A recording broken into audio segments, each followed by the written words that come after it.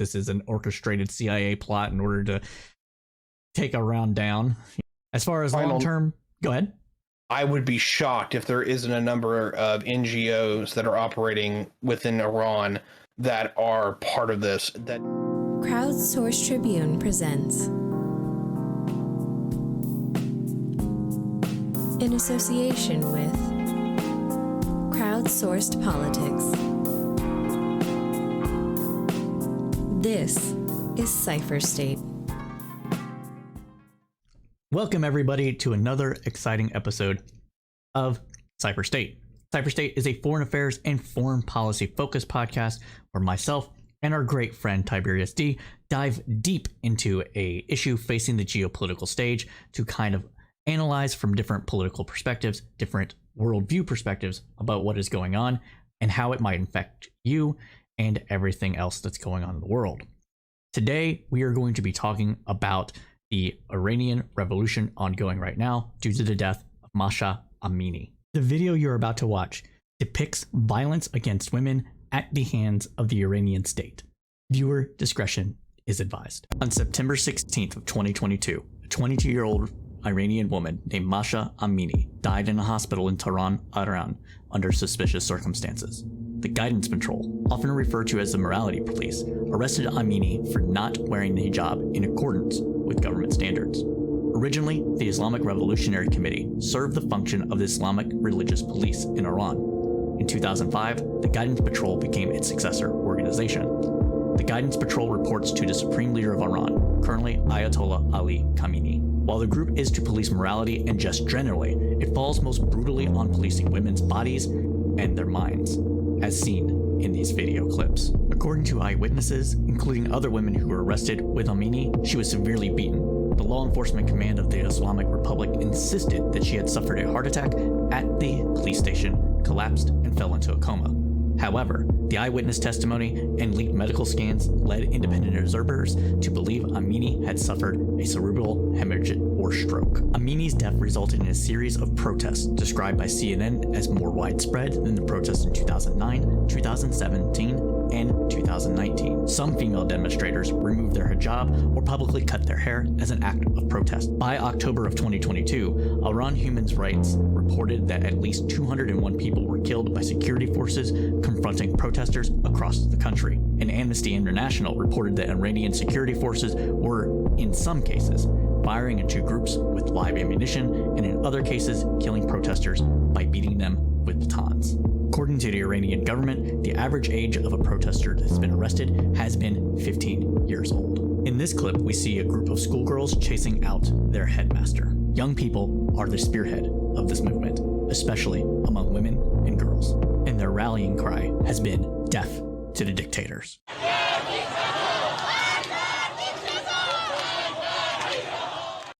So with that little brief intro about what has happened, what are your initial thoughts about what is going on in Iran? Are we at the tipping point that people have been looking forward to? I guess that might be a bad way of saying it, but the tipping point that people have long since thought was actually going to come to fruition? Or is this just or do you think the government might succeed in its brutal crackdown? two sides of that. Number one, I don't think we're there yet, but what this absolutely is telling me is that this started, literally mid-September. It's still going. In fact, you pull up the news right now, they're talking about one of the notorious prisons within Iran burned to the ground, and had actually had died in the process of that. And this is literally news from the last 24 hours. So this hasn't stopped, right? This has been this has literally been almost a month since this all kicked off. And I believe it was a month ago today is whenever this person was killed. So the long and the short here is, on one side, I don't think that this is going away anytime soon, but I don't think we've hit critical mass.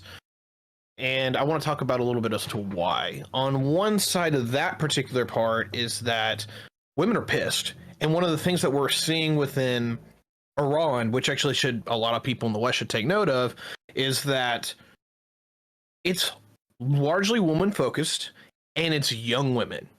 For the first time in history, it's not young men who are trying to throw a revolution, it's young women. We've literally almost never seen that before. It is very, very rare that women will be this politically active to the point where they throw the status quo into question.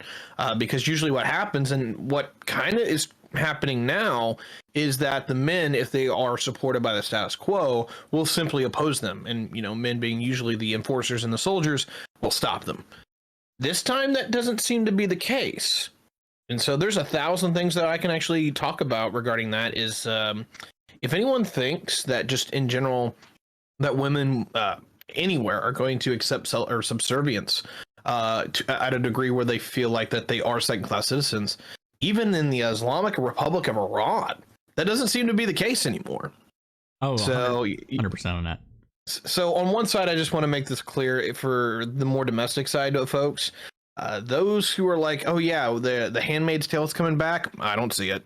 And then on the other side of that is for those who would like to see women kind of removed in station, ain't gonna happen, because on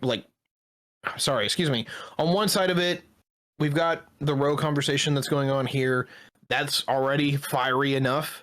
When you bring into the fact that these are women who literally do not have a lot of social rights. We're talking this whole region, literally, What is it? Saudi Arabia was praised for having the oh so progressive decision of letting women drive, right?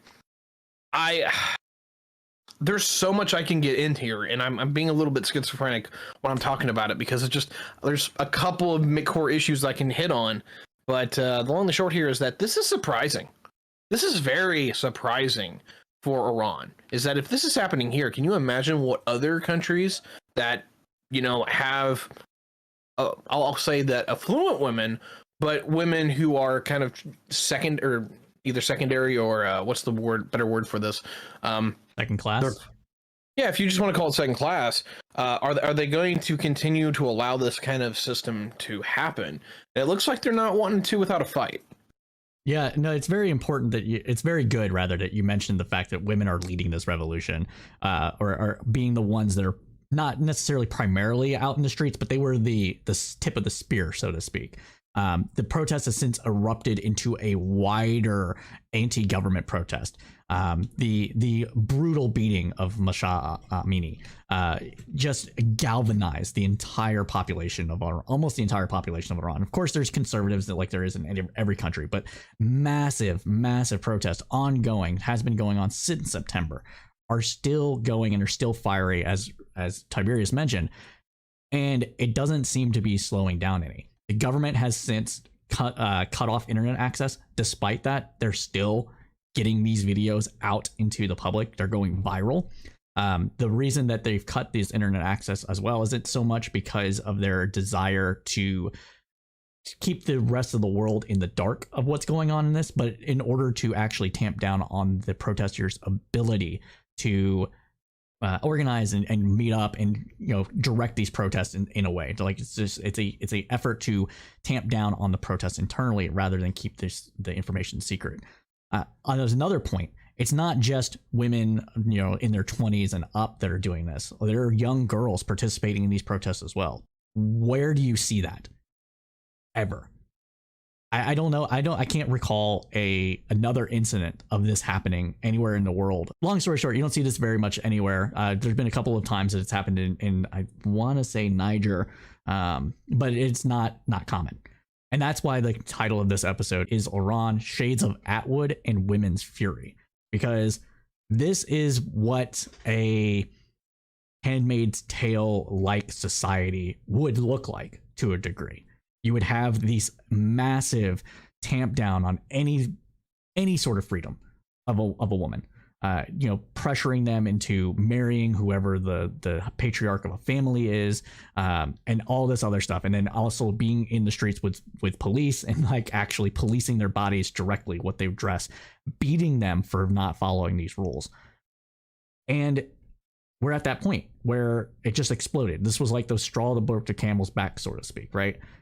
And women are just out there in force, and they got men on their side as well. And that's why you see all the kind of destruction you're seeing right now, and it being broached into a larger context, because Iran is a dictatorship. It is It is what democracy might look like if there wasn't any actual democracy and it was all like a shell game, right? Because the Grand Ayatollah Khomeini, the supreme leader of Iran, basically picks all the candidates to run. They're like, out of these 5 people, which one do you want?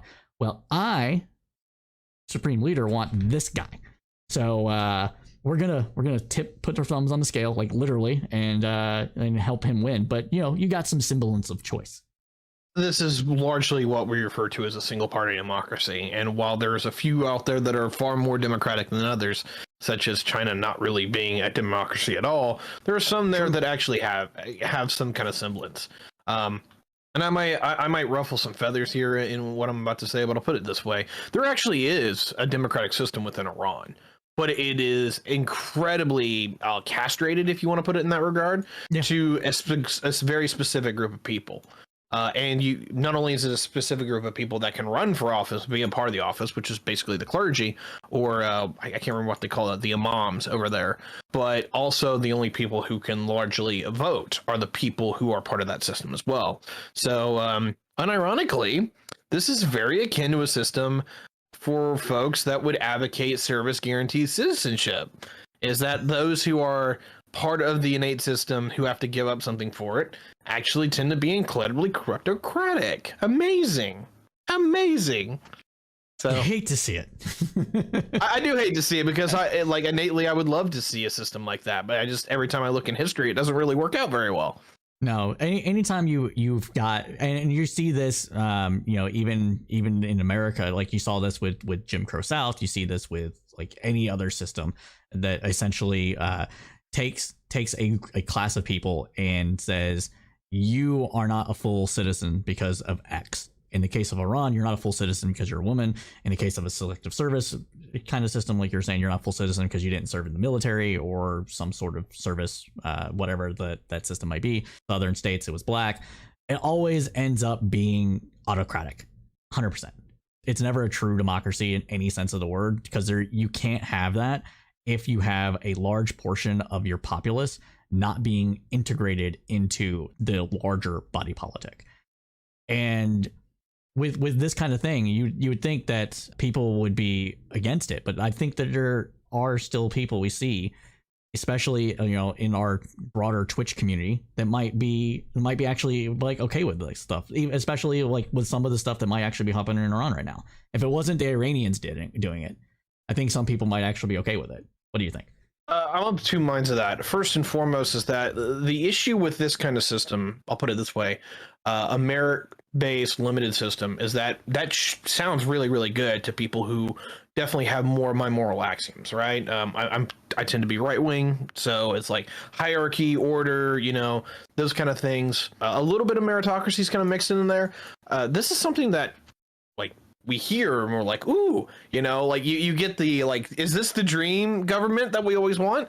But the reality is that when it just kind of gets off of paper and the rubber hits the road, it doesn't work out very well. And it sucks, because I would love to see something like that actually work. But I don't know, unfortunately, like, Starship Troopers went from meme to ridiculous. When it comes to the other side of this, is that second-class citizens are actually really normal throughout history, and while we have done a lot to kind of alleviate that, I think that is actually going to be the battle of the 21st century, is that where you've had last century was about economics, you had the 17th century was largely about like religious tolerance. The battle for the 21st century, for everything that I'm seeing shaping up, is that what does it mean to be a citizen of a nation, and who are its people? Because there's a big conversation about who the people are, how integral it's the people versus the culture. Can culture, subsume into another group of people? That is literally all the conversations that I'm going to be seeing for the rest of the century. So I'm not going to take a side and just suddenly say, like, you know what, we all know it. I don't think anyone actually does. And we can see that in the political discourse throughout all the Western world right now, is that there is a big conversation that the culture can just permeate into anybody who wants to adapt to it. And there's another conversation that at certain points, you're not a member of this society. Even though like you live here, is that you will never truly be accepted. Right. And it's funny how that all breaks down. And it's also tragic.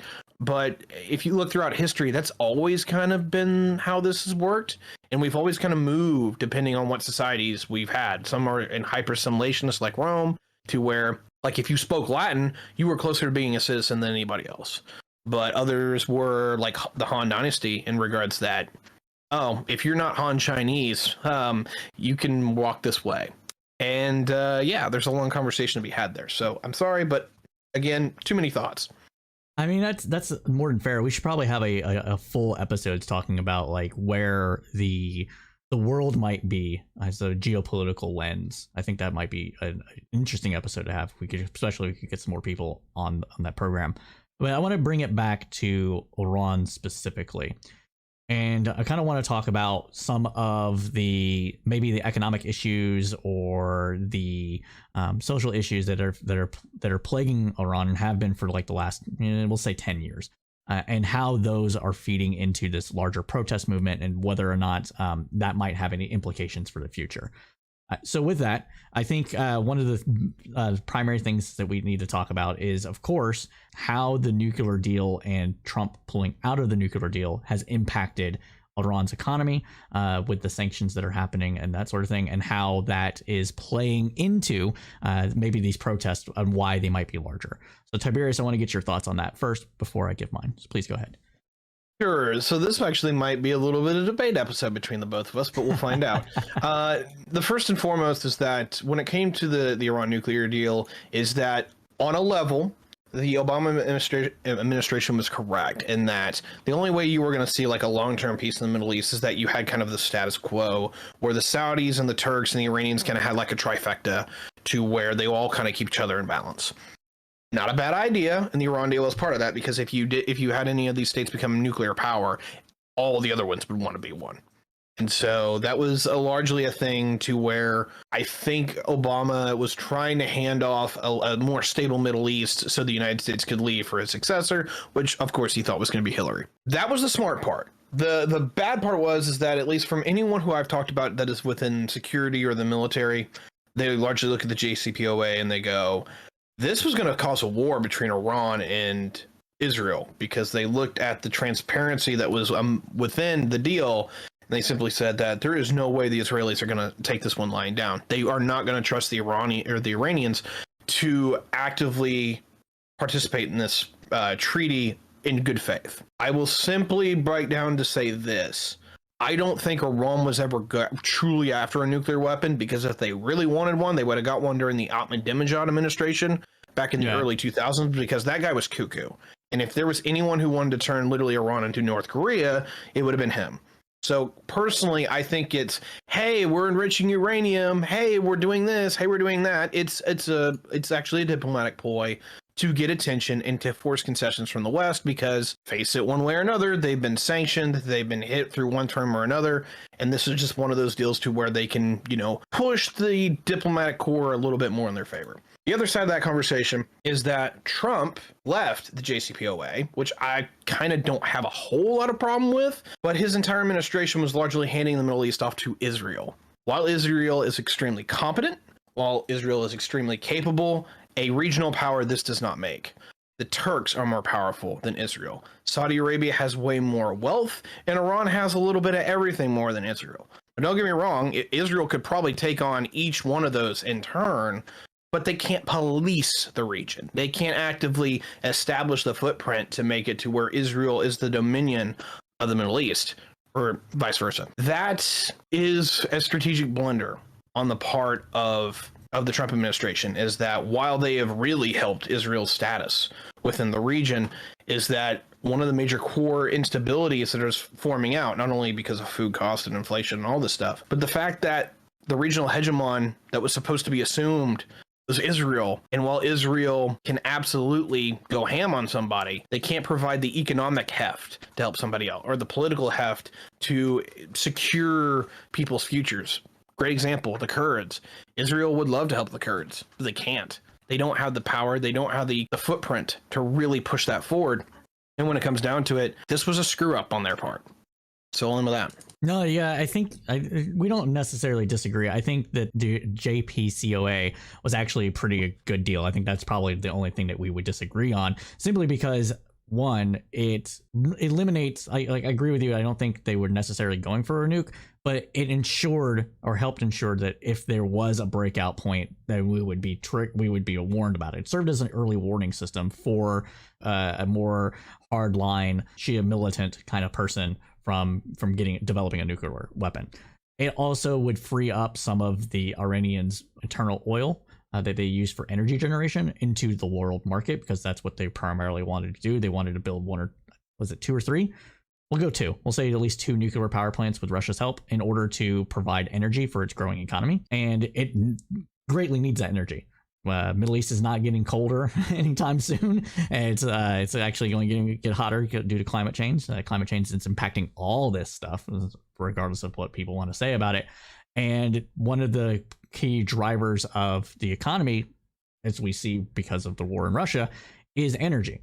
And so if they were to be allowed to build these nuclear power plants, then they would be able to export more oil and actually consume a little bit less of it themselves. So it was kind of a twofold to that. As far as giving the Middle East over to Israel, or at least trying to, that was the plan. The plan was to try to create a Sunni Israeli power bloc against Iran. And I chalked that up to dominionist that surround Trump.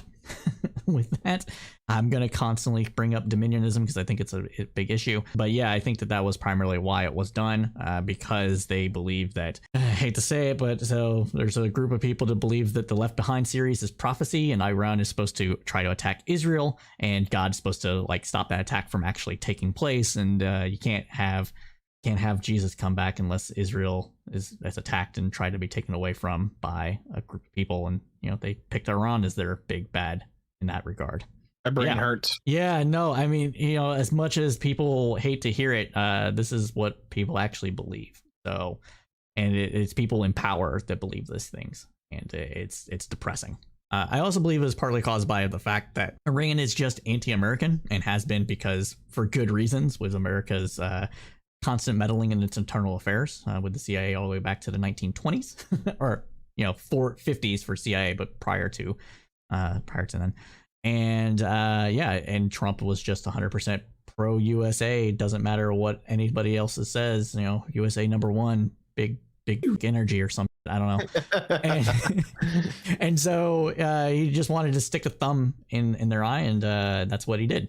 He wanted to get praise as fixing the Middle East problem with the Abraham Accord, and you can't do that unless you direct everybody's ire at another part, away from Israel to another thing. And Iran and Saudi Arabia were already vying for regional hegemony, and and it would just made sense that they would become allies against Iran for that reason. Now, the sanctions, though, I think the sanctions are an interesting point, because the Iran economy is currently it's not in free fall, but it's very suffering, right? I'm not wrong about this. It's bad. Yeah, it's probably going to get worse. They have a huge amount of inflation. Am I right about that too? They're one of the top 10 in the world.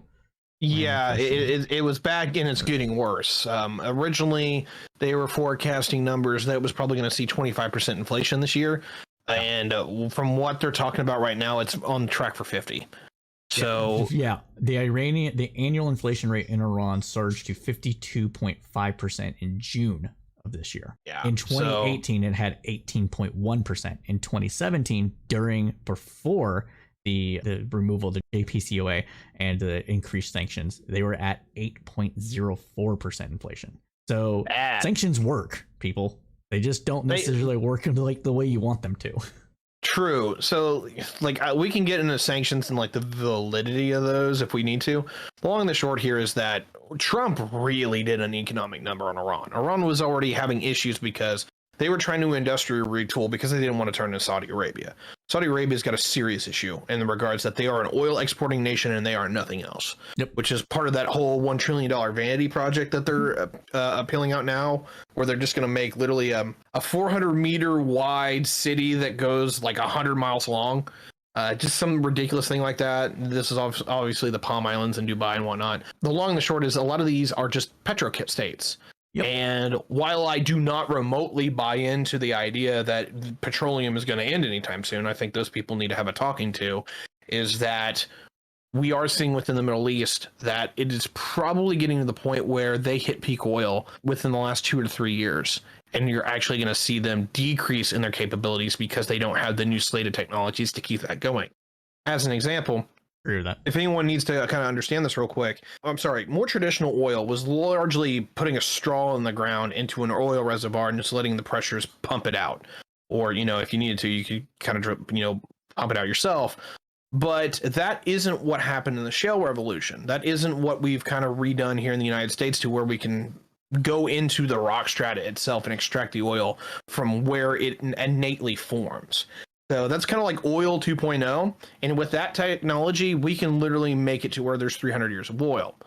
Not saying that's a good thing or a bad thing, just saying that's like what's the feasibility here. Fair enough. But old style oil is that you can't go into the rock strata. You literally are just pumping out, you're literally just putting a straw in a reservoir, and the natural pressures of Earth help force that right out. That's fine, but eventually that all runs out. And for the better part of most of humanity, outside of a few places that we suspect there is oil, all the easy places to go find the reserves are largely tapped now. Because remind you, we've been doing this for over 100 years, and the worldwide economy has just gotten bigger and bigger and bigger, for particularly the last 70. And so one way or another, we were going to get to this point. The conversation is, one, we now know how to do oil 2.0, so we can kind of go back in and redo all of this.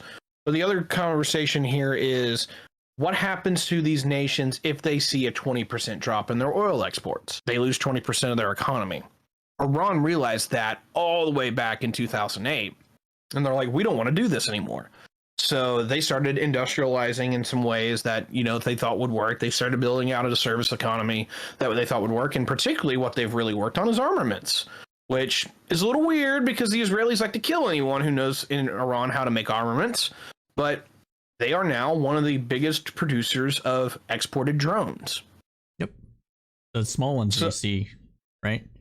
Yeah, ironically enough, literally most of the Russian drones are actually Iranian made now, which is a little shocking considering that the Russians can't make their own drones. But I digress. What I'll simply suffice is this. Iran knows that it had a problem. Iran was working on building out. That's why you saw the inflation rate as high as it was a couple of years ago, is that they are putting the tools in necessary to have a far more domestic security situation economically. And what was going to be a hard struggle is that they were eventually going to get there in the same way that we are eventually going to get there. But they weren't close to done yet. And then Trump came in with the sanctions package that made Iran a net oil importer, not exporter, importer. Holy crap. So yeah, Iran is hurting like hell. And that's one of the reasons why we've actually seen terrorism throughout most of the Middle East pretty much go down over the last 5 years. Not only was it COVID, not only was it some of the more geopolitical situations changing, such as the Russians leaving Syria, right, but Iran had been funding a lot of people that were fighting against the Saudis, and Iran literally ran out of money, and they couldn't fund half of these folks anymore. And so outside of a few stragglers like Yemen, the Saudi side has openly just won on almost every every front in every category. So yeah, this has been a really interesting last 5 years for the Iranian people. No, that's 100%. And to piggyback off of that a bit is that, like you said about the vanity projects, they're also trying to attract CEOs to come in and start new companies within Saudi Arabia. So that just goes to show you, like, they know what the writing's on the wall as well. They're just a little later to starting there. I read an article that basically called it was like it was corporate America's what was it? The golf tour. I think I know what you're talking about. Yeah, and it's not that most people there don't realize or don't understand the writing on the wall. Like, Dubai's been trying to turn itself into the worldwide Vegas, unironically enough.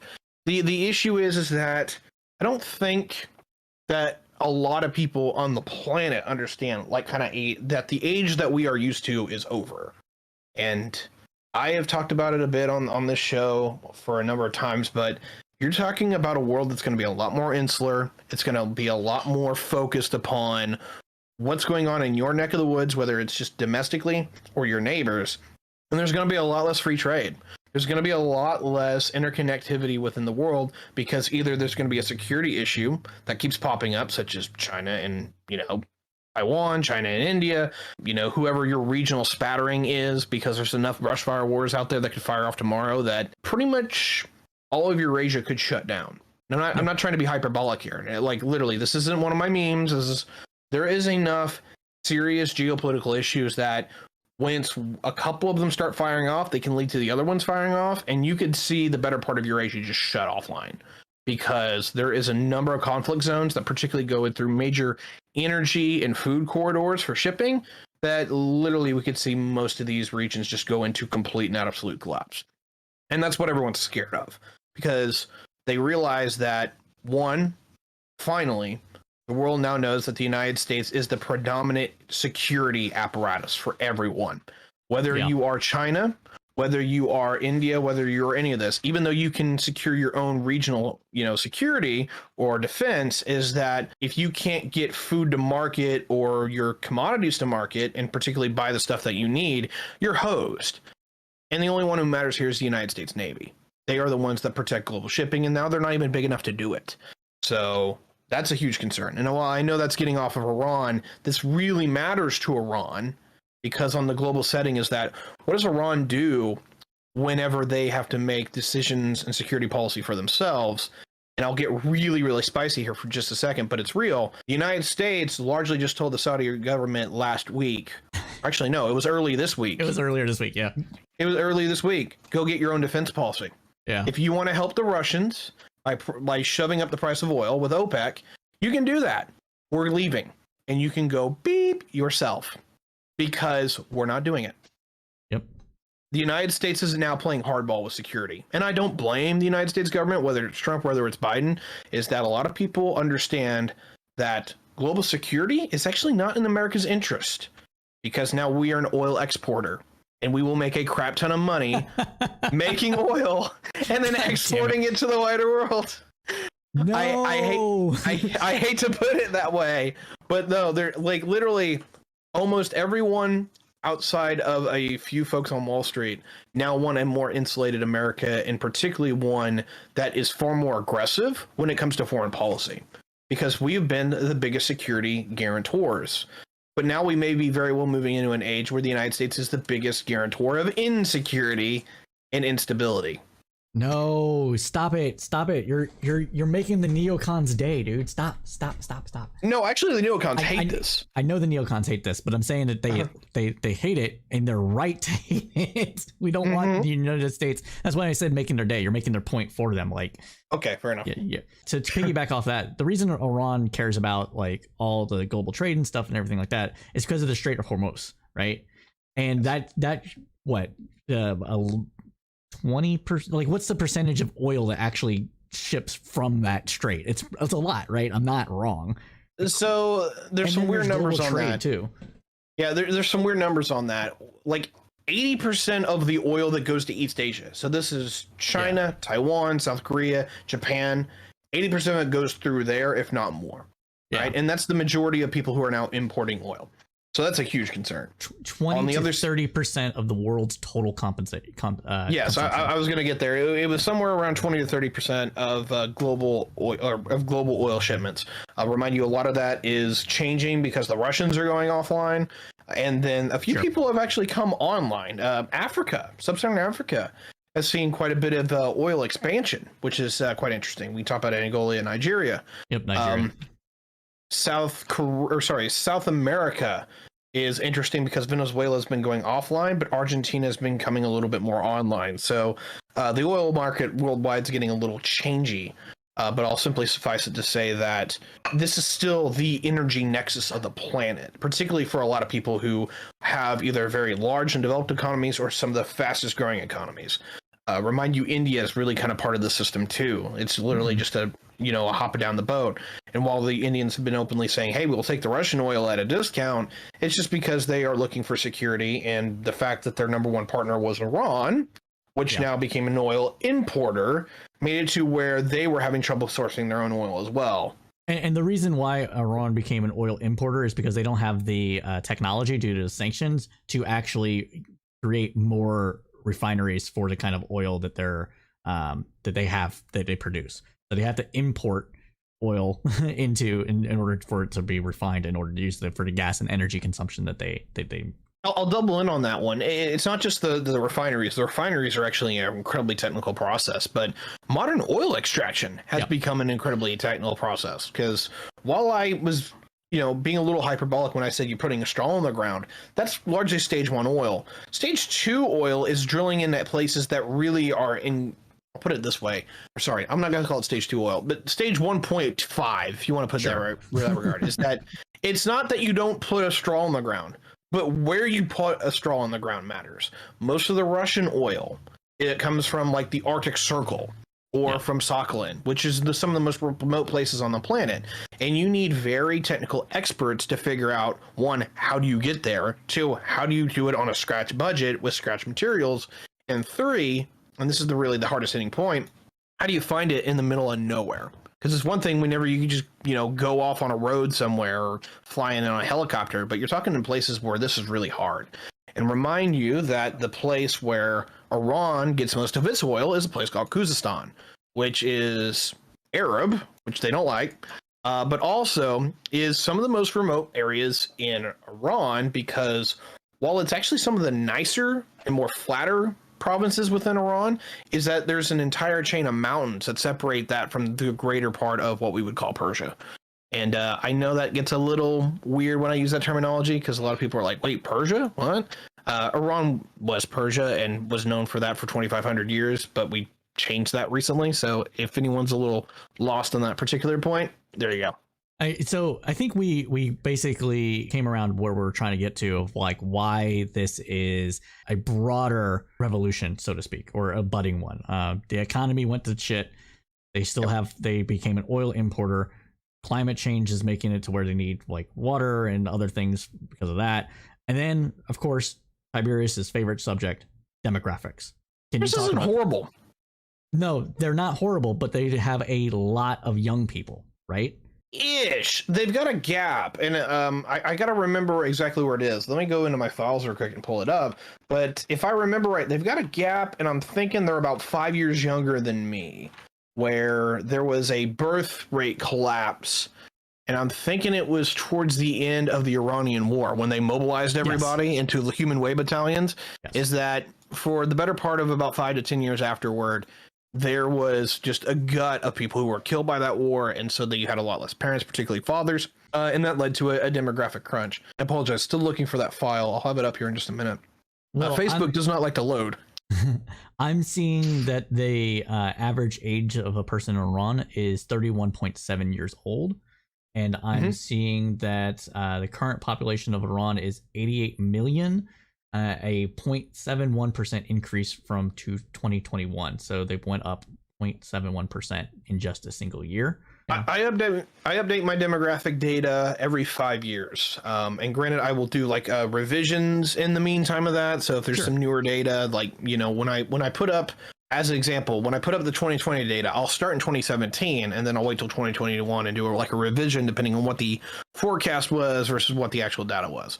But I usually look a couple years out instead of a couple years back, unless it's right now. I'm still using 2020 data right now, but I'm literally only going to do that for the rest of this month and 2 more, and then I'll be moving over to 2025 forecasts, which I might want to think about because we could see famine in a couple of countries. So let me get back to that. Anyway, 2020 data for Iran real quick here. It's about 85 million folks.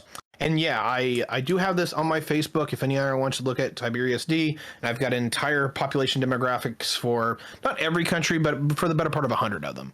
And what I have here is that there was a huge group of people that are me and Cypher's age. But once you get literally just a little bit younger than me, they had a population gutting because of that war that we were talking about. The economy crashed, a bunch of parents died, all kinds of horrible stuff happened. And so people who are 10 years younger than me all of a sudden are almost 40% less of the population. So they literally just spike, drop in, and they started working their way back up. If their demography continues to grow and be healthy, that will probably continue to grow, but I don't expect that it will. Economic issues are the number one thing that lead to less children, especially in the world that's now full of birth control. I mean, even among the conservative, right? I'm also seeing though that I saw somewhere online, I don't know how recent the data was, that people ages 0 to 15, I think was the cutoff, represent almost 25% of the total of the population of Iran. That could be way out of date data, but that's what I saw just doing a quick look up. I'll pull up my not my files, but I'll pull up my source, and I can actually give you the hard numbers here really quickly. While you look that up, though, I'm going to comment about something that I've also saw is that the vast majority of the people that have been arrested during these protests have been, or at least the average age rather, have been 15-year-olds. And a lot of women, of course, because they're going to be arresting women first. They're easier to arrest. At least that's the thinking goes. And the morality police are really about policing women, so they're going to go after them first. But that is huge. This is a young person driven reaction to the state. And any time that it is mostly young people that are out there protesting that have what they believe nothing to lose, you're going to have problems. And I think that's what we're seeing here. Well, that's pretty much anywhere on the planet right now. Is young people are really mad with what's going on. By the way, the actual number here is 24.1% of the population from 0 to 15. So I mean, so Wikipedia wasn't that far off. Yeah. So that's going to matter so much. Go ahead. I want to give you guys some quick numbers here on population groups, because it'll really show you guys what we're talking about, where it spikes and then it closes off. 0 to 4, 8.4. 5 to 9, 8.2. 10 to 14, 7.5. 15 to 19, 6.8. And then 20 to 24, 6.5. And that is the recovery. Before that, you had the real baby boom that was kind of going on within Iran. So 25 to 29 was 9%, 30 to 34 was 10.3, and then 35 to 39 was 9.8, and then it starts slipping back down as people got older. Iran was having a massive population surge come all the way up until about 1985, and then it really started slumping off after the war. Really doesn't even take effect until 1990, which is weird because that's when the war kind of ends. But the war really did a number on the economy too. Yeah, true. And it was part of the point of us funding both sides as well. Another reason why it makes sense that Iran wants to get all the stuff that it can and not hate the U.S. But so Tiberius, what do you think what do you think that the protest, as it's continuing, is going to become more widespread, or do you think the government is going to actually contain some of this protest? Do you think the government's going to be successful in containing it? A little of both. And I'll put it in this way. The first phase is that it blew up, but then the government has had a number of people come out, and it's largely been men. It's also been older men. It's not people who are 20 years old who are men that are being the counter protesters. It's like 35-year-olds that are doing this. There are people that are largely ingrained within the establishment, and they don't want to see that change. And so it's largely a bunch of older men who are largely the counter protests and the pro-government forces. And remind you, these are counter protests. These aren't just people that are coming in and beating the crap out of folks, even though some of that is kind of correlates. Right. It's that you actively have other people just being like, shut up, you dumb young yuppies. Right? And I a little bit memey here, but the long and the short is that there is a lot of folks that are older who like the system the way it is, and they don't want to see it change. The other side of that is that I do not expect the economy in Iran to really get any better. In fact, I expect it to get worse, particularly in that we now have the numbers for global food output for the Northern Hemisphere. And while we have had a record-breaking harvest on most regards, even with the fertilizer shortages and everything else, is that the crops ended up being a lot better than a lot of people thought. Ukraine is down 40 to 45% of their exports for a year-on-year basis, and the Russians are down somewhere between 15 and 20. And the vast majority of that grain goes straight to the Middle East. So they are absolutely going to see higher food prices across the board, everywhere from Cairo all the way over to Islamabad. I expect to be seriously contending with social strife as that continually gets worse. I don't expect this to get better. I really don't. Now, the issue that I could really see happening, and this is what I fear, I don't expect a revolution as much as I expect a civil war at this point, because what really bothers me about this is that while this should be a blowout as a civil war, in the terms that a lot of the men support the Iranian government because it supports them, is that they still have to pay the food price. They still have to watch as their livelihoods shrink year on year on year. And I think you're going to see a strong split to where I'll put it this way. I'm not going to say who's going to win, because the counter-revolutionaries, if you want to call them the revolutionaries, they are going to be far less united than, say, the government forces or the traditional forces. You call them conservatives if you want. But they are probably going to be more numerous.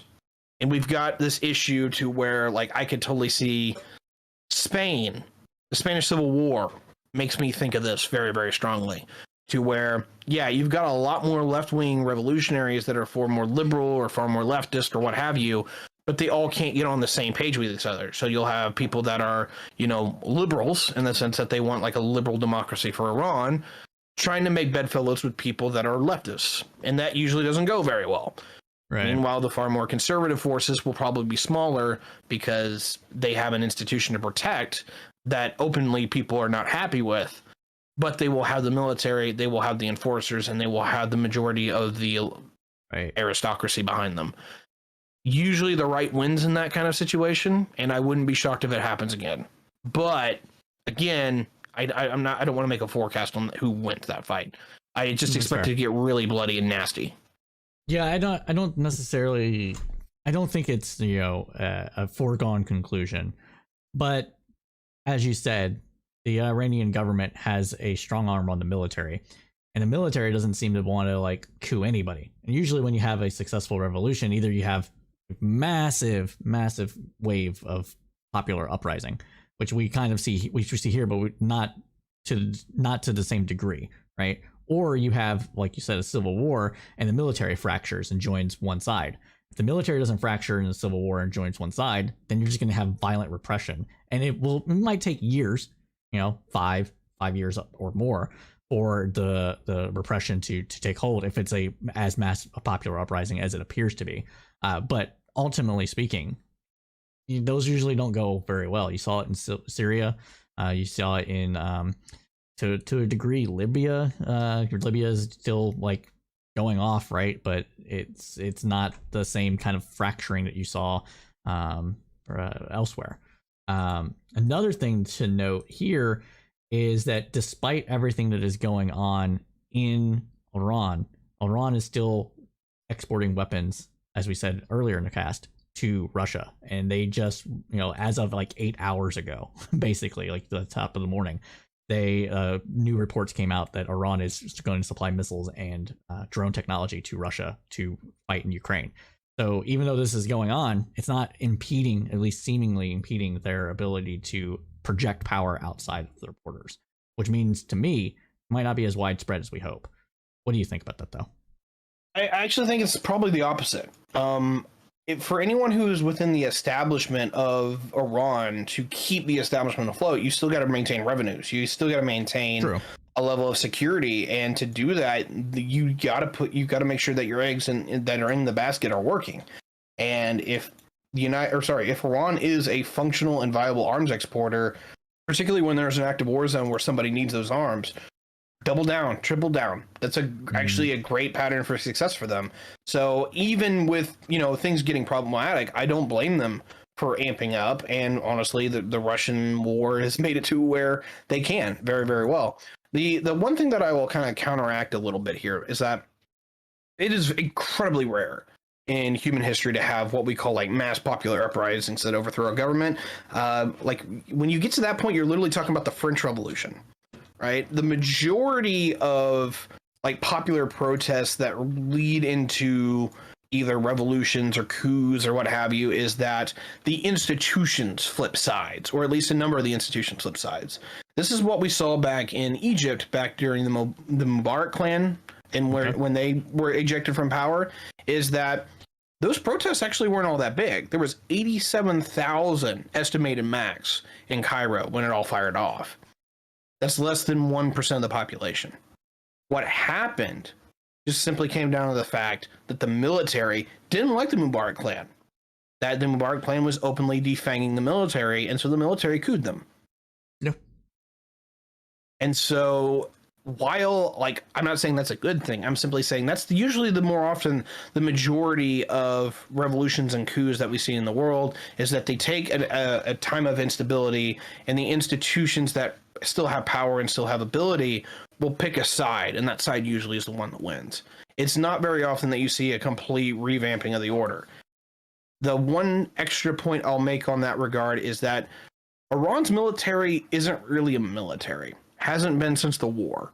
It largely is a police force full of thugs. It's not combat effective. It's not capable. It really isn't. When it comes down to it, is that while this is a police force, is that they are a 1 million man police force that is not to propagate power into other lands. It's not even to defend the country itself. It can't. It's to make sure that all the other people who do not identify as Persian, which is about 50% of the population, are kept in line. And right now we're seeing that that system is already stretched because the Persian people themselves are revolting. Interesting. You don't think the Iranian military has been successful in training other forces to fight anywhere or anything like that? There might be a one-off here, but the vast majority of what I am hearing and seeing is that the success that the Iranians have largely had is pushing material and money behind people who are dedicated to a cause. When it actually comes to the effectiveness, this is actually far more in the Saudi camp, because the Saudis have something very, very specific in mind. They want half of the region to burn down to the ground, and they don't care about the rest because they just want their rulership to maintain. Iran actually sees the vast majority of this land as their quote unquote birthright. Like, they would love to see the Persian Empire come back. Not saying that they want to conquer the region, but they view it as if the trifecta falls apart to where they have to come to blows with the Saudis and the Turks, is that they're going to have to rule the ashes. And so they've been trying to prop up their allies to be future governors and future leaders. That's a lot harder than just telling people to get high on cotton and blow up somewhere. I hate to put it in that particular aspect, but that's just the reality that I see. The Saudis have a far lower bar for people to clear. They want disorder, they want mayhem, and they want chaos. That's really easy to get. Iran wants order, and Iran wants allies and vassals that it can work with in the era to come. And now, because they don't have the money and the resources to really shove into the areas that they want, that's probably over. And I think they're reworking their plans to how to deal with that right now. No, I think that's very interesting. I think that would be exploring that could be a whole other show, to be honest. Sure. So that's it's an interesting point. I hadn't thought about it, but I don't know. I think I saw how they've helped Hezbollah, but Hezbollah is also its own military, own ideological leanings. You know, it's Shia dominant, so there's allyship there. Same thing that happened in Iraq.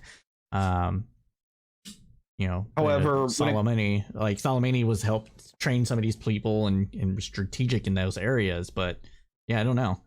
Might be put right. it in this context, and I hate to defend what we actually consider a terrorist organization, but Hezbollah doesn't destroy Lebanon; it rules Lebanon. Yeah, and that's the difference. Is that we can talk about Al Qaeda, we can talk about a number of these institutions, a lot, or whatever you want to call them, these terrorist groups.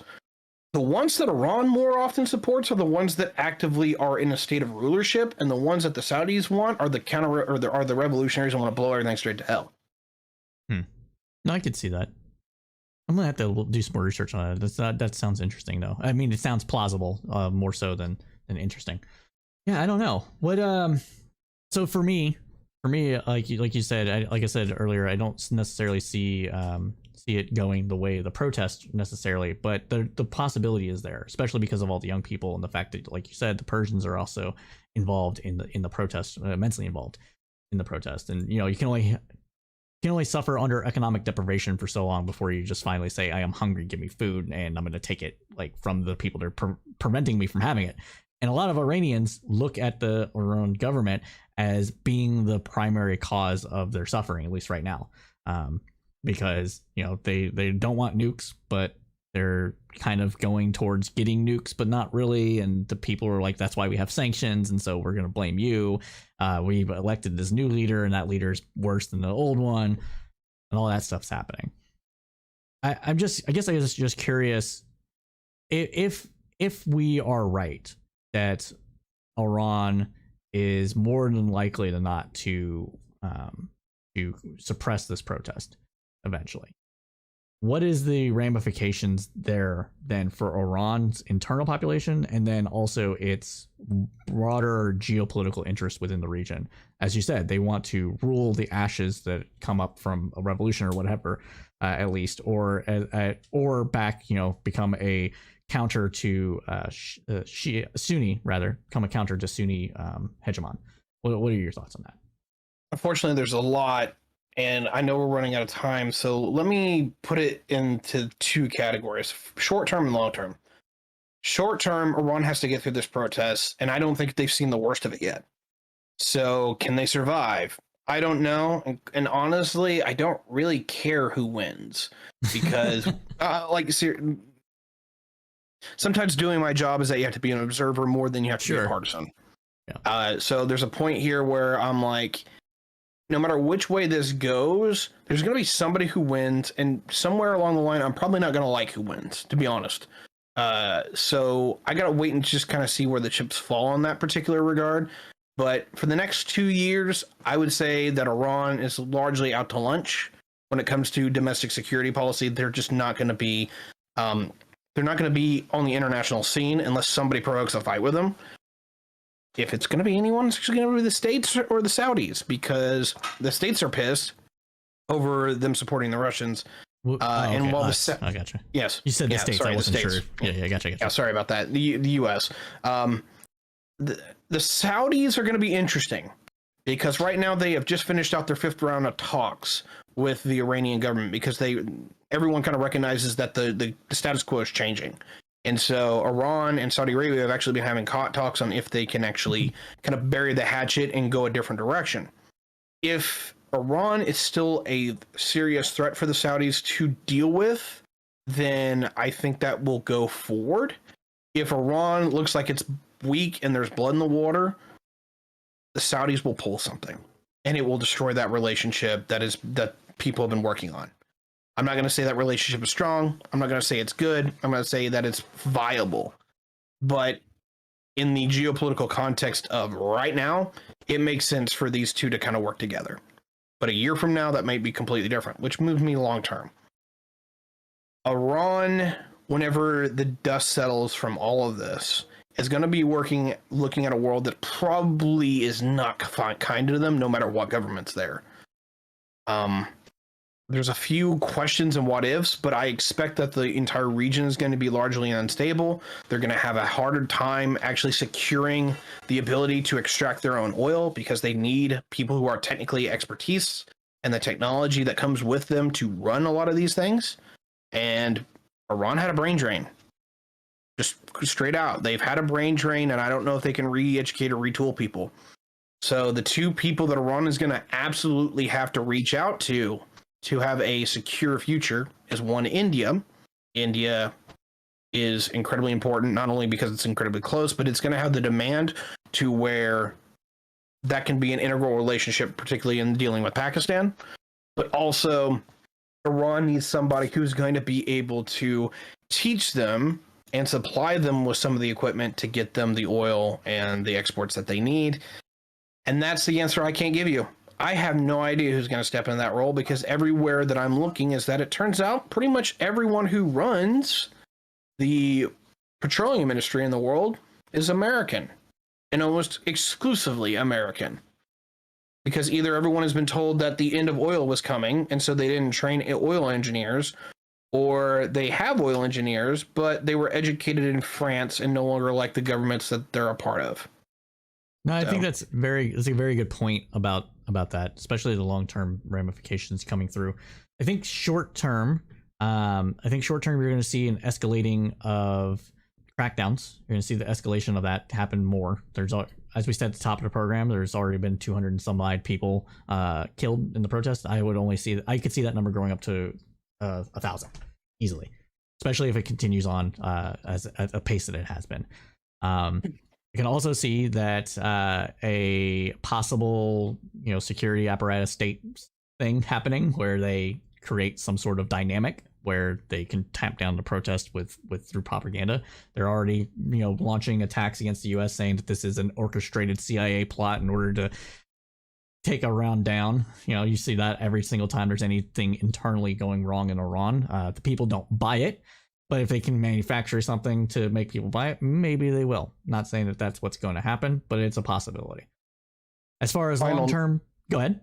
Sorry, final note. I'll actually say this just to be a little bit spicy. I would be shocked if there isn't a number of NGOs that are operating within Iran that are part of this, that do have affiliations and ties not only to the United States, but to the West in general. Okay. I think that talking point might be valid to some degree. So let's do a quote really quick for this. Let's see. He says, okay, this is coming from the Iranian Revolutionary Guard head, called he's accused the West of a cultural invasion of Iranian schools in a mid-protest sparked by the death of Masha Amini in police custody. Quote, the riots are a path that has come from strategic think tanks in America and England, which has spread to our classrooms. Major General Hossein Salami was quoted as saying on the Guard's CPAF news website. Continuing on, today the enemy has opened a new area of cultural, political, and security invasion. This is the most complex and mysterious battlefield where the enemy has a serious presence. Americans start by having the headscarf removed and continue until the point where our lifestyle becomes like those of Westerners. End quote. So, yeah, that's what they're going with. He's probably not wrong. Don't get me wrong. There's a level where people get upset about the way the United States behaves, particularly on an intelligence level, towards the rest of the world. This is our MO, particularly the last 20 years, is that we I'm going to say this in a way that probably is going to really upset folks. We start with young people. We move the value set a little bit left, or a little bit counter conservative, if you want to put it in that regard, against the establishment. And we just make young people get to the point where they're willing to either become reformist and change the system, or they see the system go the way that they don't want it to go, and they become revolutionaries. We're really good at this now. This is what happened in Kazakhstan. I'm not going to disagree with you, but I don't think it's necessarily an orchestrated plot per se. It never is. It's never one of those deals to where. Okay, gotcha. They're saying it's an orchestrated plot, that this is being directed by the United States. I think it's more soft power kind of thing that's happening. There you go. Okay. It's a lot of soft power. There's a little bit of hard power behind it. There always is. The money usually comes from somewhere for these NGOs, and you'll notice that literally the great example was Kazakhstan here. You've got these student youth groups and activist groups for the people in the colleges, and they constantly are barely able to pay the bills, as in we need money for flyers and student activities and stuff. And then all of a sudden things start popping off, and a generous donation has suddenly showed up to where you've got money to take off from work or what have you, and go out and protest and be involved. This is the way that we operate. In a world full of nuclear weapons and where war is largely outlawed, the best way to screw with people is, get their young people to question the narratives that they've been given. And in the event that they become incredibly discontent, is that you allow the younger people to make a choice and empower them to do so. We Westerners have gotten incredibly good at this. We got a couple of comments from the chat about this. Quibbles Over Coffee says, I feel, hold on, I got those in the wrong order.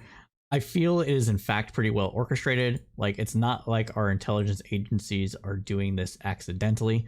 To just piggyback off of the kind of point you're making, I just don't see this, Quibbles. I don't see this as being an orchestrated CIA style plot where we're in Iran training up young people to be revolutionaries. Like, I don't think that's what's going on. I think it's more soft power, cultural exportation, cultural exports, and the like. The internet game changed everything, and you can, unless you have a insular intranet like China does, or North Korea rather, you're not going to be able to keep it from permeating through.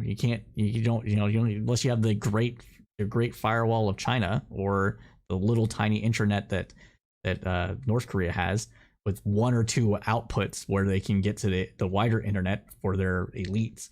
I don't think you're going to have this thing stop down, and I think that's more what we're seeing here. I know we're getting into like the CIA, but I'll make this as my last point regarding this particular issue. What the CIA and what a lot of the U.S. intelligence services did was that they looked for dissidents that were prominence within institutions. So like a pissed off army general or whatever, to encourage them to make political decisions autonomously, and either they would launch a coup or they would launch kind of like an insurrection, and they would either stabilize or openly replace the governments that we didn't like, and get something more in favor. This is Pinochet. This is the Shah. This is a lot of these things that we saw largely from the 50s all the way up to the 90s, and this is how we fought the Cold War. The CIA and the intelligence community isn't stupid. They recognize that this had some serious blowback factors that they didn't like. So what they've now committed to is they don't plant. I'll rephrase this. They don't jump on board to whatever the opportune moment is right now. More often than not, what they do is that they plant seeds into younger folks, more particularly, that can grow into something that they can push a little bit here and there, to where they get the young folks to believing a few things that are counter narratives to the society at large, which every society has. So they're just exacerbating a natural process. And then when things get kind of crappy, such as Kazakhstan, such as Iran right now, such as Ukraine back in 2013, yep, is that you throw a couple of dollars at the problem and see what people make of it. And sometimes this is blown back up in our face, but more often than not, it's actually been largely more successful because we're the ones that are kind of throwing out the ideas there. I'm very interested to see where this goes in the next 2 decades, because some of the narratives that we put out there will probably have a bit of a roosting problem themselves. But until then, it's been a pleasure to be here. I know we need to wrap this up. Well, it just for one final thought, it's not like other governments aren't doing necessarily the same thing. China is very much involved in this themselves. Russia has been as well. You try to exploit and piggyback off of some problem that already exists within the society and give it a megaphone. So that would be what I would say that probably more than likely 100% likely doing in Iran as well as other places. But I don't think it's like orchestrated necessarily. I don't think there's like NGO groups are being controlled by a CIA like organization and being pushed in a certain direction. I don't necessarily think that that's the case. Yeah, thank you. And one final comment coming in from Jose Garcia, which I believe is a Facebook friend. Need to watch more of this often. Great discussion. We greatly appreciate that. But everybody, I'm sad to say we are actually out of time. We know you liked what you heard because you stayed with us to the end, so please smash that like button for the algorithms. It really does help us out. And as we say at Crowdsourced Politics, keep your head up for your political storm.